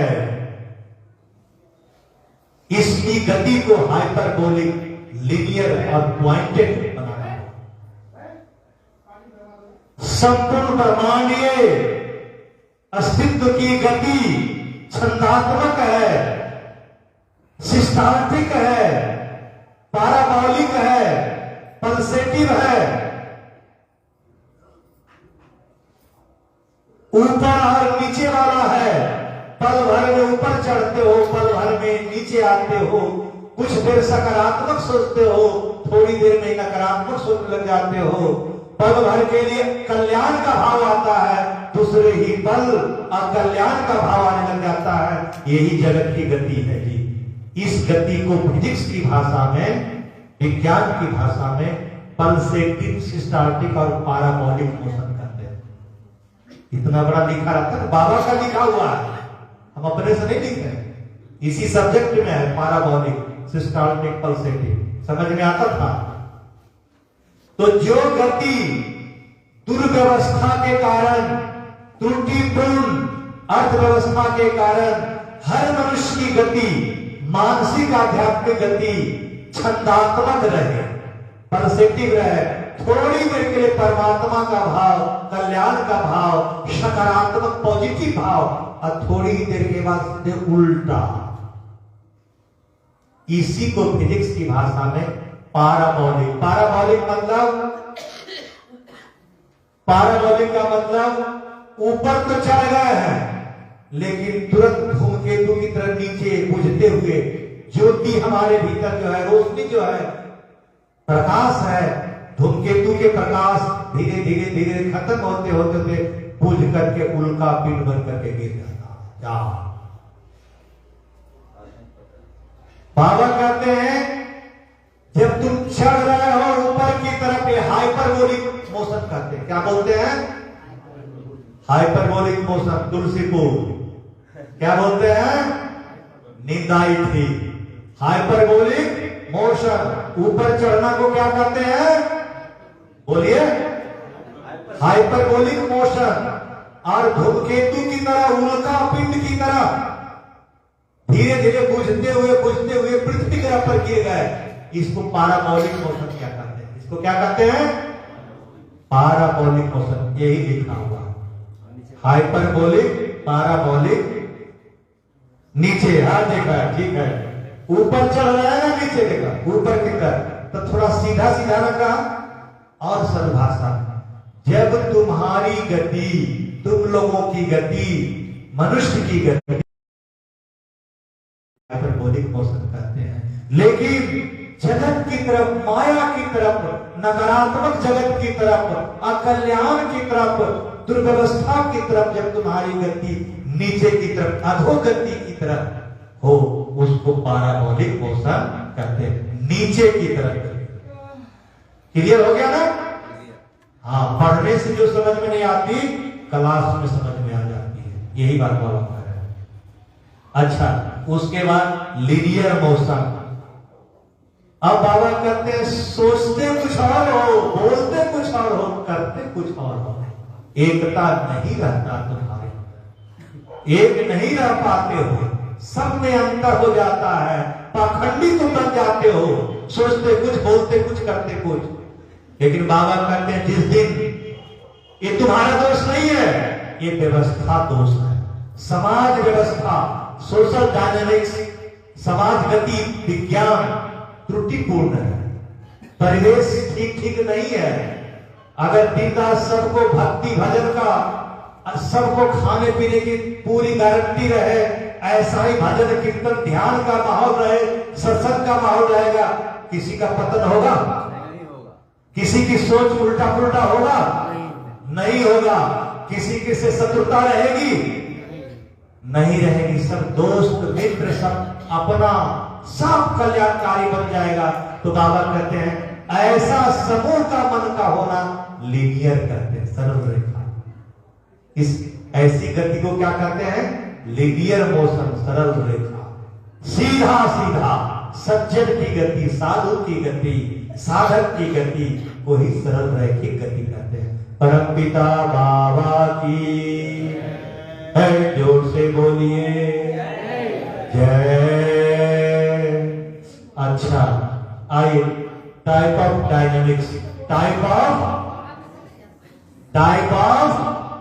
डायनेमिक्स, चौथा पॉइंट, ये टाइप ऑफ डायनेमिक और डायनेमिक्स को समझिए। बाबा कहते हैं 4 प्रकार का डायनेमिक्स है। 4 प्रकार का, बोलिए ना जी, 4 प्रकार। एक प्रकार को कहते हैं ओमनी स्टैटिक्स। ओमनी लिखने से होगा, खाली सुन लीजिए। Omni, OMNI, omni dynamics. Statics, statics, omni statics. और दूसरा स्टैटिको डायनेमिक्स। तीसरा डायनेमिको स्टैटिक्स। चौथा ओमनी डायनेमिक्स। बाबा जब रात में ही लक्ष्मण कहलाता और जग करके जो तुम्हारे मन मंदिर में रमन करते हैं, तुम ब्रह्म भाव में रहते हो, उसी को तो राम कहते हैं। परमपिता बाबा की, परमपिता बाबा की। इकोनॉमिक डायनेमिक्स में राम पहुंच गए, राम का अवतरण आविर्भाव हो गया। कोई साधारण बात नहीं है, ये उनकी ही इच्छा है, मेहरबानी है। न्याय हुआ। कल हम लोग मंदिर में जा करके आए, घूम करके आए, आर्किटेक्ट देखे कितनी बढ़िया सुंदर बनावट है बिल्डिंग का। और क्या कहते हैं, भीड़, श्रद्धालुओं की भीड़। भारत में ध्रुवीकरण चल रहा है, दुनिया में ध्रुवीकरण चल रहा है, क्योंकि व्यवस्था त्रुटिपूर्ण है।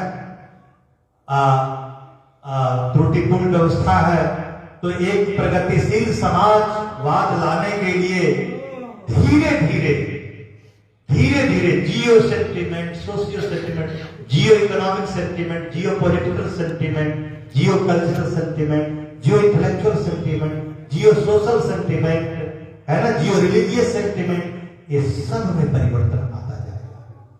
और एक स्थिति ऐसी, अचानक कुछ भी नहीं होने वाला है। There cannot be anything abrupt or sudden, but there will be natural progression. Progression of humanity, new humanity will be quite naturally. धीरे धीरे धीरे, समय समय धैर्य रखवा करके, धैर्य बढ़वा करके सब कुछ होगा। तो टाइप ऑफ डायनेमिक्स में बाबा क्या पढ़ा रहे हैं? कह रहे हैं ओमनी स्टैटिक्स। पूरा, ओमनी माने पूरा का पूरा, सब जगह, सर्वत्र, सभी जगहों पर, सभी लोगों के साथ, सब जो है ना, क्या हो गया? स्टैटिक हो गया, मुरझा गया। ऐसे सब ऐसे हो गए। क्या करिएगा? कुछ करना, क्या कही दादा, क्या कही, कुछ न चलाता, सब गड़बड़ चलाता, सब मंदा मंदा बा। व्यापारियों से पूछिए, अरे क्या जब से जीएसटी लागू हो गया, बड़का बड़का पैसा वाला तो खूब बढ़ रहा, नोटबंदी हो गई, नोट चेंजिंग, न्यू करेंसी हो गया, तो भी भ्रष्टाचार, ब्लैक मनी जो है कंट्रोल में नहीं आया। तो क्या है? जीएसटी लागू। तो जीएसटी, ये जो नोटबंदी हुआ, तो जो स्मॉल स्केल इंडस्ट्री वाला वही तो मर रहा, बड़का बड़का पैसा वाला तो और बढ़ गया। अब बेचारा कॉर्पोरेट इंडस्ट्री वाला, स्मॉल स्केल इंडस्ट्री वाला सब परेशान हुआ जीएसटी में। 2000 रुपया नोट छपाया था, अब 2000 छपाया था, वो भी बंद, क्योंकि प्लानिंग यही है कि ब्लैक मनी न रखे, रखो कितना रखोगे, जितना कम रखो, किसी दिन 500 रुपये वाला भी कर देंगे। तो ये सब जो सब चल रहा है, एक प्रोसेस चल रहा है प्रगतिशील समाजवाद के लिए। कोई ऐसा नहीं सोचना है कि कुछ गलत हो रहा है। अब बताओ, प्राइमरी स्कूल से, नर्सरी क्लास से क्या उम्मीद करते हैं? नर्सरी क्लास के जो टीचर है और विद्यार्थी है, वो पीएचडी का या यूनिवर्सिटी का विद्यार्थी बन जाएगा क्या? तो आनंद मार्गी लोग सोचेंगे अरे ये फलाना फलाना पार्टी फलाना मजहब ये तो उल्टा कर रहा है। नहीं नहीं, हम किसी की निंदा नहीं करेंगे। आनंद मार्गी किसी की निंदा नहीं करेगा, सिर्फ आनंद मार्ग और प्रौद्ध की बात करेगा, अपनी बात करेगा। निंदा करके हम परिवर्तन नहीं ला सकते। आप निंदा करके किसको बदलोगे, किसको साधना सिखाओगे? कौन आपके पास आएगा? आपके पास मैं आपका ही शिकायत करूं, आपसे नफरत करूं तो आप साधना सीखेंगे? आप मेरे पास आएंगे? नहीं आएंगे। तो प्रेम करना होगा। सब परमात्मा के बच्चे हैं, सब में बदलाव लाना है, सबको बदलना है।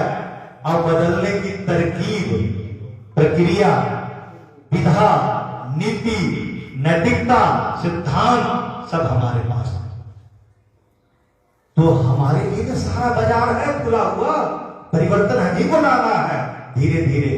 तो बाबा कहते हैं सर्वत्र नैराश्यवाद है, पेसिमिज्म है, निराशा निराशा है। कोटा में बच्चे एमबीबीएस और आईआईटी के लिए कोचिंग करने के लिए जाते हैं और वहां पर आत्महत्या रेट बढ़ रहा है, सुसाइडल टेंडेंसी बढ़ रही है, बच्चे मृत्यु को वरण हो रहे हैं। क्यों? देख रहे हैं हम पास ही नहीं करेंगे, हमारा साथी पास कर गया, हम तो गए नहीं। हमारी एक बिटिया है, प्यारी बिटिया कंचन, कितना बार से परीक्षा दे रही है एमबीबीएस में, और पहली बार 50, दूसरी बार 100, तीसरी बार 300, चौथी बार 400, पांचवी बार 500, छठी बार 595 तक ले आई, और 95, 97 या 98 तक। और लास्ट ईयर में इतना का सिलेक्शन हो गया, नहीं हुआ। फिर भी वो निराश नहीं हुई, क्योंकि साधना करती, घर का परिवेश भक्ति भाव से भरा हुआ है, इसलिए उसमें सुसाइडल टेंडेंसी नहीं आई। वो हमें को समझा रहे, हम उसको समझा रहे, लेकिन वो हमको समझा रहे। बाबा की कोई इच्छा ही होगा ना, नेक्स्ट बार पा लेंगे। तो जो साधक है, साधिका है, परिवेश घर का ठीक है,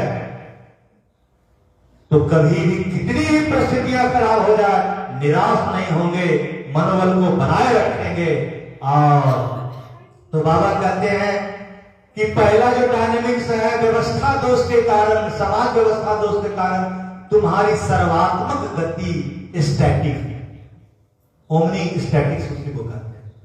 डायनेमिक्स का पहला लॉ यही है कि दुर्व्यवस्था के कारण, कुव्यवस्था के कारण व्यक्ति और समूह की गति सर्वात्मक क्षेत्रों में ओमनी स्टैटिक। क्लियर हुआ? गति ही नहीं है, माने ऊर्जा ही नहीं है, प्राण ऊर्जा का संचार ही नहीं है, प्रेरणा ही नहीं है, प्रेरणा का अभाव है, अग्रगति, प्रगति, परागति है ही नहीं किसी के। तो इसको ओमनी स्टैटिक कहते हैं। दूसरी गति क्या है? स्टैटिको डायनेमिक्स। पहले तो थोड़ा, पहले से ज्यादा डायनेमिक गतिशील हुआ, पहले से पॉजिटिव, थोड़ा सर्वात्मक क्षेत्रों में पॉजिटिव, थोड़ा सा पॉजिटिविटी बढ़ी है। ऐसा नहीं लग रहा है कि समाज व्यवस्था में थोड़ी थोड़ी पहले की अपेक्षा पॉजिटिव हो रहा है पूरा समाज? ऐसा लग रहा है कि नहीं लग रहा? लग रहा है। मानव समाज में जागरण, जन जागरण बढ़ा है कि नहीं बढ़ा? पहले की अपेक्षा सबको अनुभूति हो रही है, लोग जग रहे हैं। सुबह देखिए मॉर्निंग वॉक कोई नहीं करते थे, योगा कोई नहीं करते थे, घूमते बहुत कम थे, हाथी कुंभकर्ण की तब सोए रहते थे, पटाए रहते थे। लेकिन आजकल देखिए अब जो है कितने सारे मजहब के लोग, पंथ के लोग जो है क्या कर रहे हैं, सुबह प्रभात फेरी कर रहे हैं। आनंद मार्गी के लोग, आनंद मार्गी लोग किए कि नहीं किए? आज प्रभात फेरी किए थे कि नहीं? लेकिन मैं भैंस की तरह सो रहा था। परम पिता बाबा की हमको सजा मिलनी चाहिए ना। वो कल 2 दिन पहले पूजा करने गए ना कपाली साहब, ठंड लग गई, पूरा पीछे जो है अभी ऐसे के दर्द हो गए, तो उसके कारण से नहीं जा पाए थे। तो जागरण है, लोग जग रहे हैं, धीरे धीरे जग रहे हैं, और इतना मस्त मस्त जग रहे हैं। बाबा कहते हैं एक दिन प्रभु से किसी भक्त की बात हो रही थी, तो भगवान कहते हैं उनसे, क्या कहते हैं कि देखो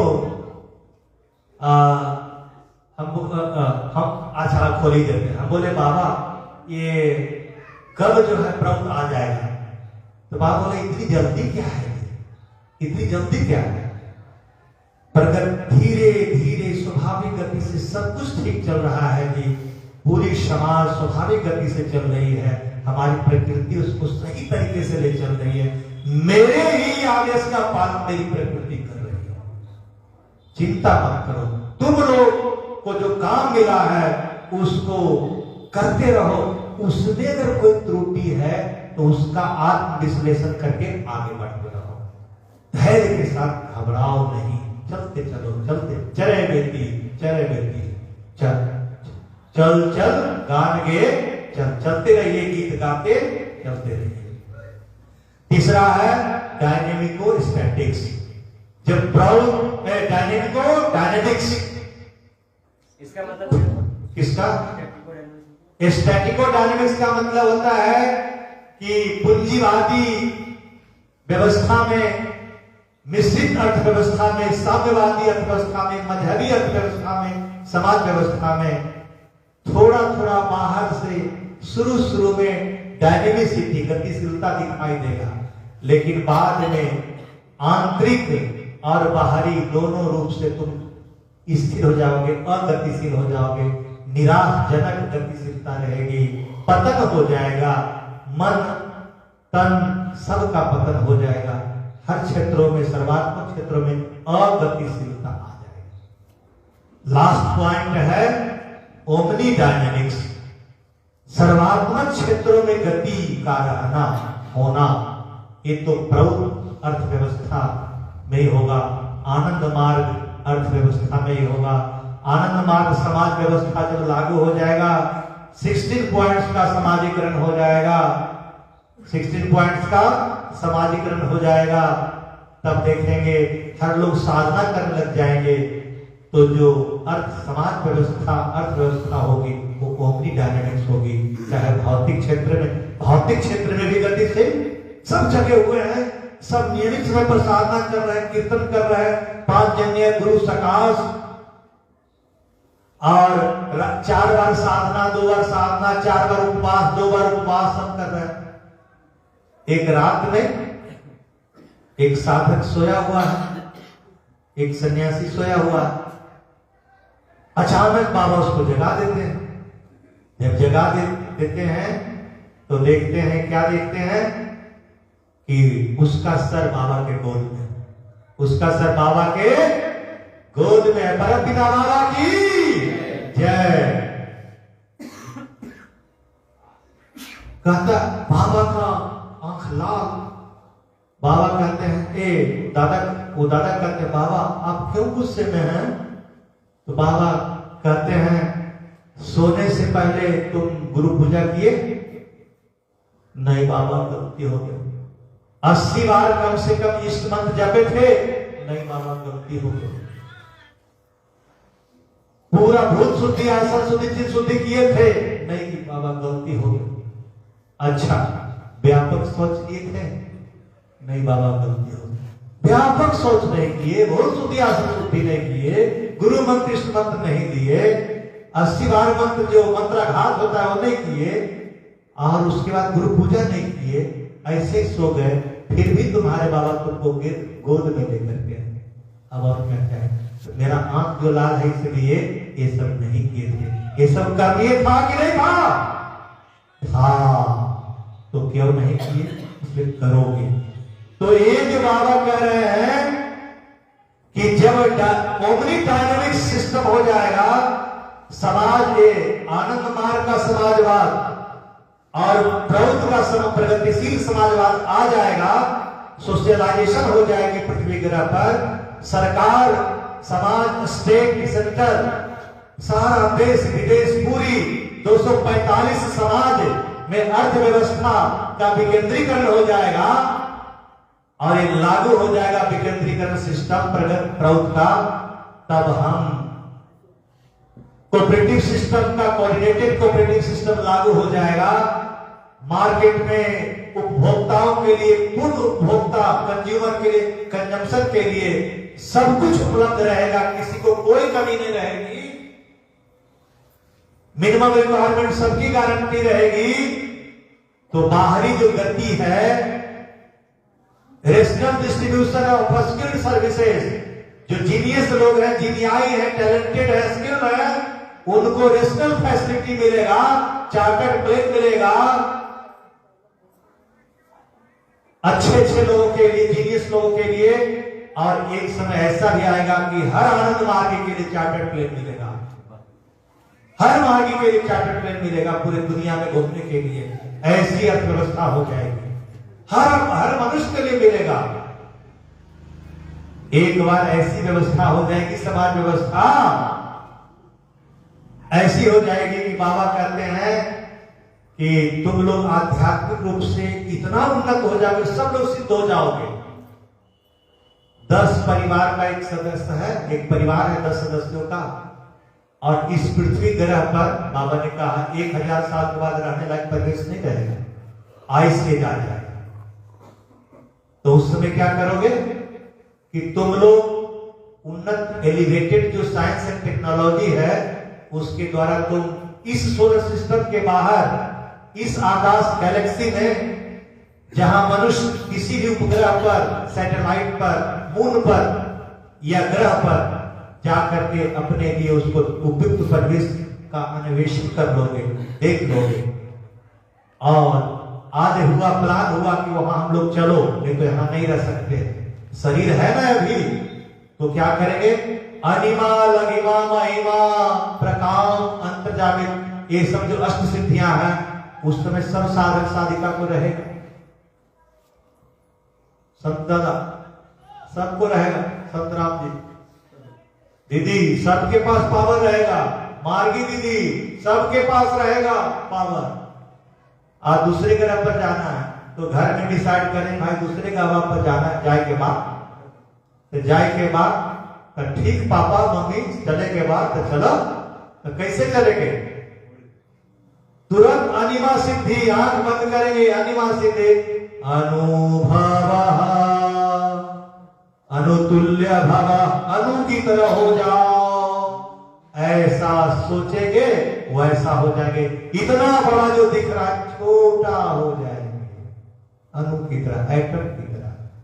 और सब छू लघिमा भव, हल्का हो जाओ, है ना, छोटा होकर के भी हल्का, लघिमा भव, लघिमा सिद्धि।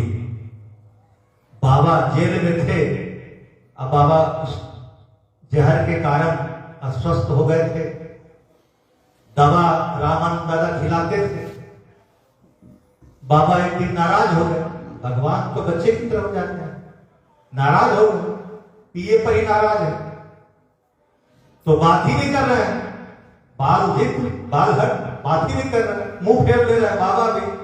तो रामानंदा को तो पता है कि ये बाबा बात ही नहीं कर रहे, तो कैसे, तो उनको याद है यार दवा तो खिलाना है, डॉक्टर की बात बाबा मानते हैं, तो बोले बाबा दवा खाना है तो कुछ तो खाना पड़ेगा, ये लोग बैठे दवा खाने से पहले, क्योंकि बाबा खाए नहीं, रूठे हुए थे।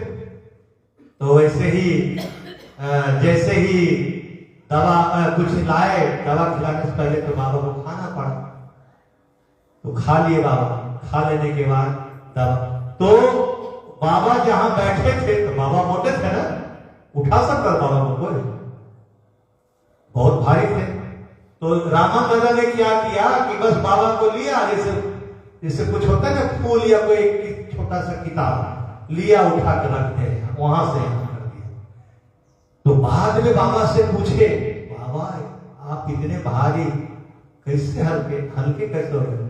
बाबा बोले कि लघिमा सिद्धि जी, जब भक्त जब मेरा देखा कि उसको उठाना पड़ेगा, हम तो बहुत वजनदार हैं, भारी हैं, तो हम सोचे मेरे भक्त को भारी हम न लगे, तो हम लघिमा सिद्धि के द्वारा हल्के हो गए। तो एक जमाना आएगा कि हर व्यक्ति लघिमा सिद्धि के द्वारा अपने को हल्का कर लेंगे और छो महिमा, वहां उड़ जाएंगे, उड़ने के बाद वहां पहुंच जाएंगे, पहुंचने के बाद महिमा सिद्धि के बाद फिर बड़े हो जाएंगे सब। अनु से सब बड़े हो जाएंगे, विस्तारित हो जाएंगे और सब कुछ हो जाएगा। तो टाइप ऑफ डायनेमिक्स में सर्वत्र सर्वात्मक क्षेत्रों में गतिशीलता, प्रगतिशीलता, परागतिशीलता निरंतर बढ़ती चली जाएगी, ऐसी व्यवस्था होगा। सोशल डायनेमिक्स है, सोशल का 5 व्यक्तित्व है। हर मनुष्य शूद्र है, हर मनुष्य क्षत्रिय है, हर मनुष्य बोलिए विप्र है, हर मनुष्य वैश्य है, और हर मनुष्य सविप्र है, और हर मनुष्य महासविप्र है। हर मनुष्य का 6 व्यक्तित्व हुआ ना? कितना व्यक्तित्व हुआ? हर मनुष्य में 6 गुण है, सब क्षुद्र है। शुद्र शुद्र शुद्र का मतलब क्या हुआ? जो शरीर केंद्रित है। क्षत्रिय का मतलब जो शक्ति केंद्रित है। विप्र का मतलब जो बुद्धि केंद्रित है। आपके यहां तो प्रवचन दिए थे कीर्तन। दादा का नाम क्या? राजेंद्र दादा। राजेंद्र दादा के यहाँ कीर्तन में बाबा ने हमको उस दिन कनेक्ट कर दिया और यही टॉपिक आ गया, यही वाला उस दिन बोले थे। शुद्र, क्षत्रिय, विप्र, वैश्य, विप्र वैश्य, उसके बाद सविप्र, महासविप्र। शुद्र का मतलब शरीर केंद्रित। अगर तुम शुद्र हो तो शरीर को स्वस्थ रखो, कोई बीमारी तुम्हारे अंदर नहीं होना चाहिए। और जो अपने शरीर को स्वस्थ रखने के लिए मेहनत नहीं करता वो शूद्र नहीं है। आप ये नहीं कह सकते कि हम ब्राह्मण हैं, आप शूद्र भी हैं। क्यों? कि आपको अपने शरीर को स्वस्थ रखना है। सन्यासी ये नहीं कहेगा हम शूद्र नहीं है। अब जो शूद्र नहीं है इसका मतलब वो शरीर को स्वस्थ नहीं रख रहा है। शरीर के स्वास्थ्य को स्वस्थ रखने के लिए, ठीक रखने के लिए शूद्र होना ही पड़ेगा। और शूद्र बनेंगे तो सात्विक भोजन, आसन, तांडव, कौशिकी, प्राणायाम करना होगा। ये जो नहीं करते वो शूद्र नहीं है। तो हर व्यक्ति शूद्र है कि नहीं? सबको शूद्र बनना पड़ेगा कि नहीं बनना पड़ेगा? बिल्कुल बनना पड़ेगा। आप ना करो तो भी बनना पड़ेगा, क्योंकि शरीर केंद्रित है। आप ये बाबा कह रहे हैं। सो इसमें कौन है? मानव समाज में कह रहे हैं। सात्विक परिभाषा है। क्षत्रिय किसको कहते हैं? शक्ति कहते हैं। हर मनुष्य क्षत्रिय है। सुरक्षा, सबकी सुरक्षा क्षत्रिय का काम है। क्या आप सबको सुरक्षित नहीं रखना चाहते हैं? न तो मानवतावादी विचारधारा आपके अंदर है ना? तो जब आपके अंदर है तो अमीबा, ईंट, पत्थर, मकान, बिल्डिंग, सजीव निर्जीव, सबकी सुरक्षा आपकी जिम्मेदारी है कि नहीं है? बिल्कुल है, सबकी जिम्मेवारी। सबको सुरक्षित रखना हमारी जिम्मेवारी है। जब आपके मन के भीतर सत्य सुरक्षा बोध जग जाए, इसी को क्षत्रिय कहते हैं। परम पिता बाबा की साहब।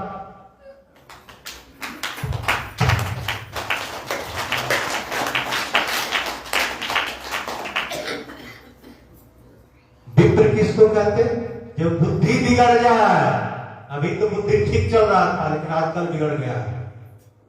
तो बुद्धि को सद्बुद्धि बना देना ये विप्र का काम है। जिसकी भी बिगड़े, जिसकी भी बिगड़ रही है, उसको सुधार दो, ठीक कर दो, ये विप्र का काम है। अगर ऐसा नहीं कर रहे हैं तो विप्र अपना काम नहीं कर रहा है।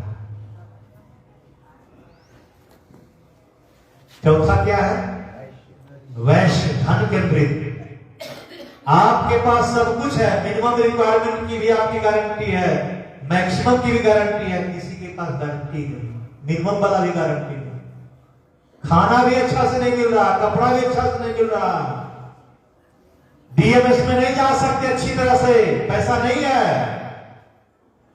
तो जिसके पास है उसको बहुत है, तो उसकी ड्यूटी बनती है कि उसको हेल्प करें।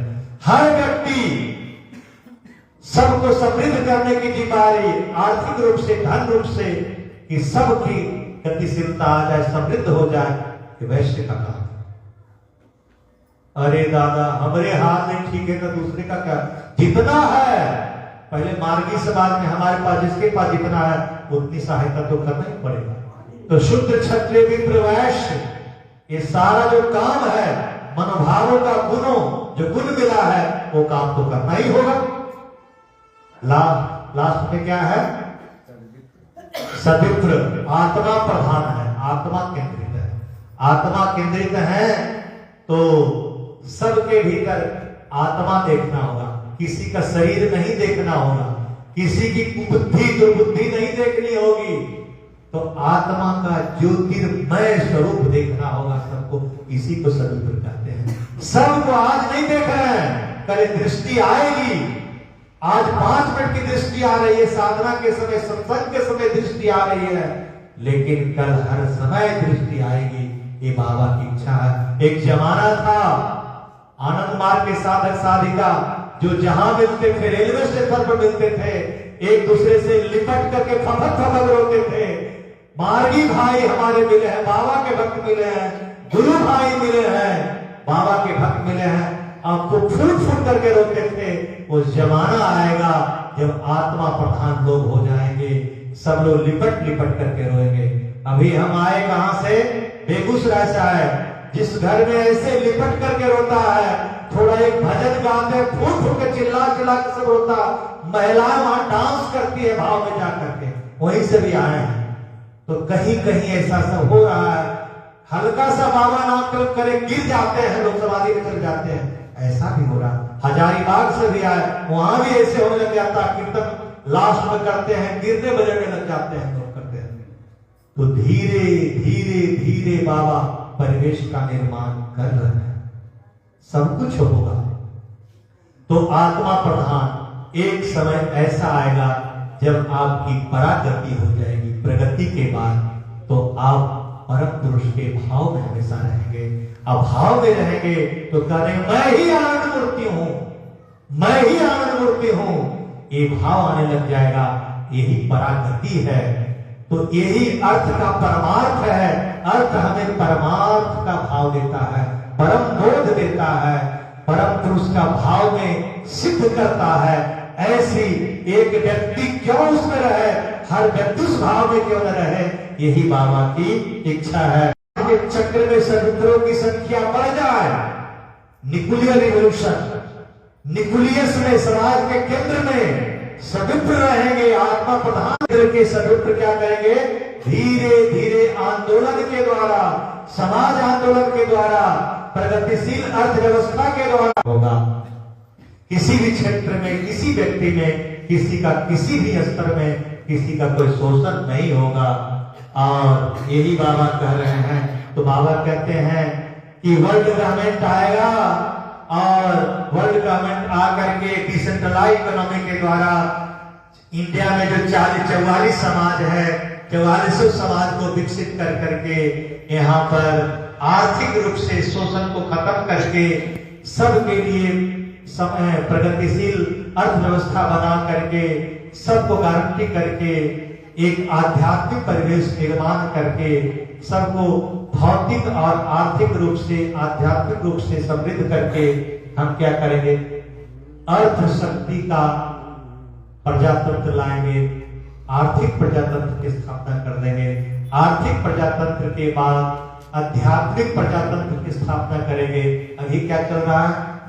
अभी धर्म शक्ति का व्यवसायीकरण चल रहा है। अभी वर्तमान समय में लोग योग को, अध्यात्म को, परमात्मा का व्यवसायीकरण कर रहे हैं, पैसा ले लेकर के सिखा रहे हैं।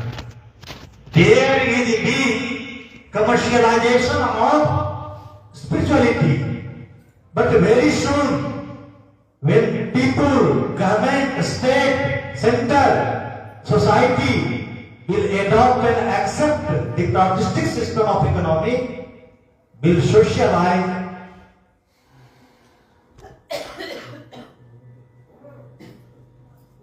खत्म कर दे।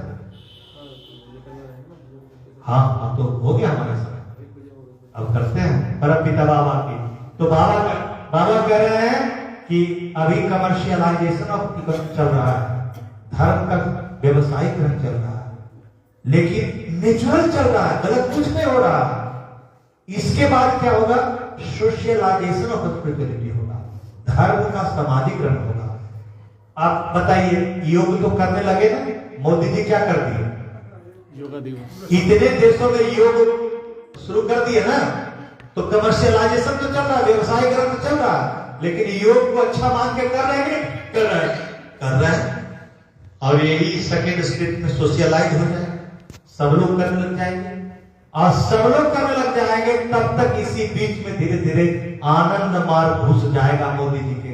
यह जो राजनेता होगा, नेतृत्व शक्ति होगी, कोई भी क्यों ना हो, उसमें कौन घुस जाएंगे?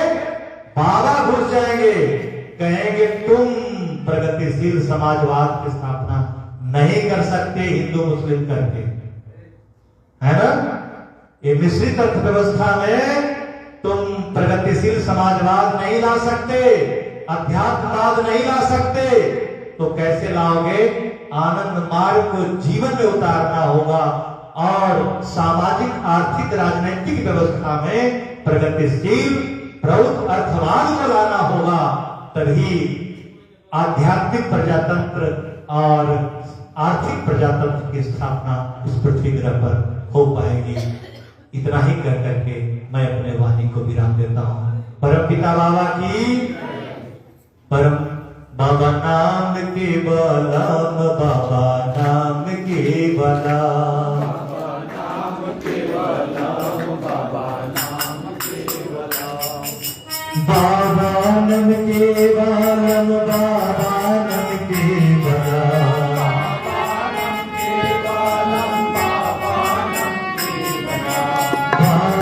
नम के वालम, बाबा नम के वालम,